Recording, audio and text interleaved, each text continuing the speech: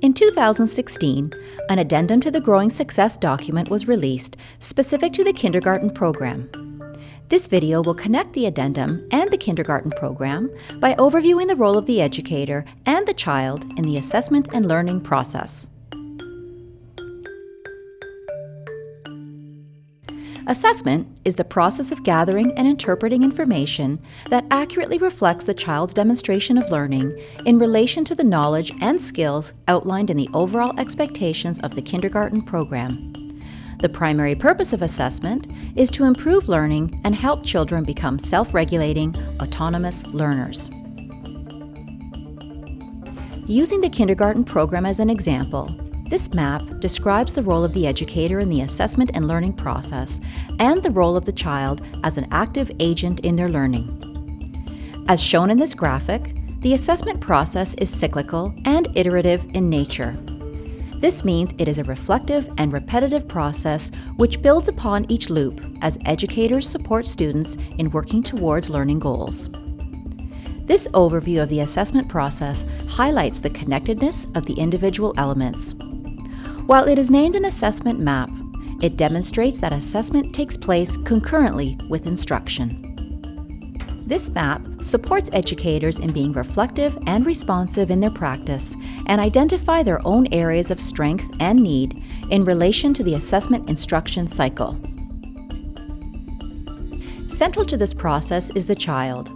Having the child at the heart of our assessment and instructional practices emphasizes the importance of including the child in the process and reflects the belief that all children are capable, curious, and competent learners full of potential and ready to take ownership of their learning.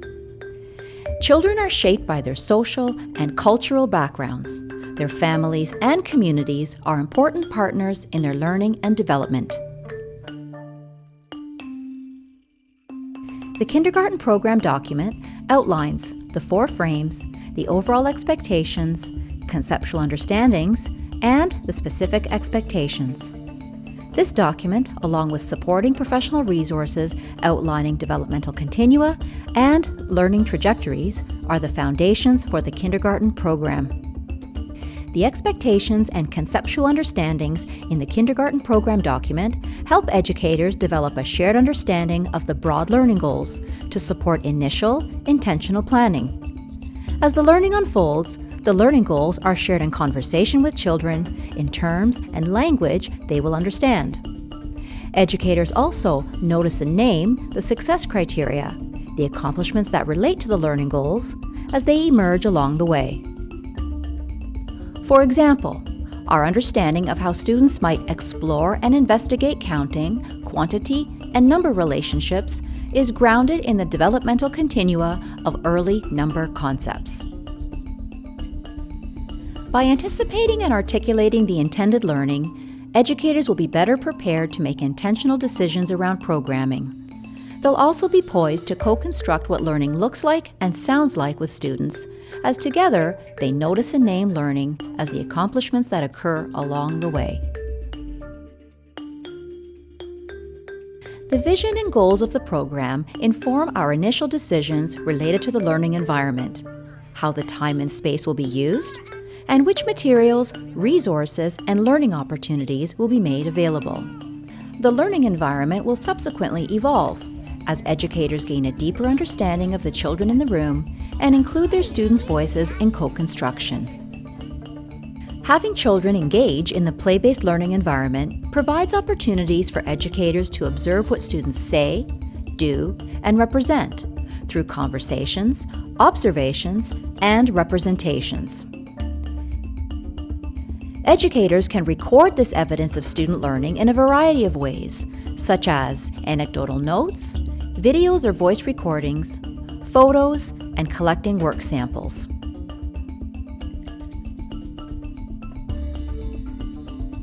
It's important for educators to develop a process for organizing the evidence of learning, such as by using individual portfolios, so that this body of evidence can be intentionally reflected upon over time, to notice and name the learning, identify patterns, and to inform next steps in learning and teaching. Next, Educators analyze and interpret the body of evidence that has been gathered over time in relation to the program expectations and conceptual understandings of the kindergarten program. Analysis is much richer when done in collaboration with other educators, the children, and/or their families. Looking at evidence of learning from multiple perspectives increases our understanding of children's strengths, needs, and interests. To support the analysis process, educators can ask themselves, what do we notice? What do we wonder? And what do we think about a student's learning?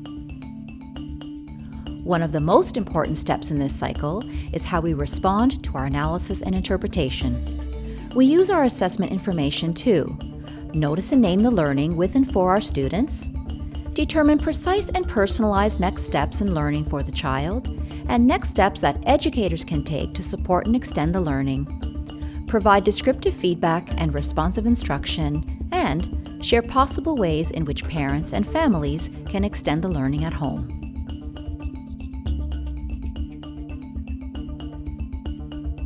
This assessment cycle of observe, record, gather and organize, analyze and interpret, and respond is called pedagogical documentation, when we increase the time between the collection of evidence and the analysis and interpretation of that evidence. For example, an educator is observing a group of students in the construction area. He notices what the students are doing and saying and writes down his observations on a clipboard. He also takes a photograph of their structure and invites them to talk about what they are building. During this interaction, the educator is not making any judgments about what he is hearing and seeing. He is simply capturing the moment so that he and others can later return to the documentation to reflect upon it and respond. Pedagogical documentation can be used to support assessment for and as learning. In assessment for learning, educators gather and interpret evidence of learning to meet students' needs by determining starting points for instruction, noticing and naming the learning, adapting instruction, and providing timely, descriptive feedback to the child to help them move forward. The assessment as learning process involves actively engaging children in the assessment process. Educators support children by introducing language that enables children to describe their own learning. Together, learning goals and success criteria help to make what each child is learning visible to him or her, so they can focus their learning efforts, understand what comes next, and make decisions about their learning. Another element of this assessment map to notice is the position of our assessment of learning practices. This is the time when we summarize the body of evidence that has been gathered over time, judge and interpret the learning to identify our students' key learning, growth in learning, and next steps in learning in relation to the overall expectations. This happens at a given point in time, including during our formal reporting periods. It is important to note that assessment of learning is not a completely separate process, but rather relies on the same body of evidence that has been gathered over time and used throughout our assessment for and as learning cycle to support responsive instruction. As we work to improve student learning by involving children as active agents and responding to their strengths and needs, the majority of time is spent in the assessment for and as learning cycle, thereby helping children become self-regulating, autonomous learners.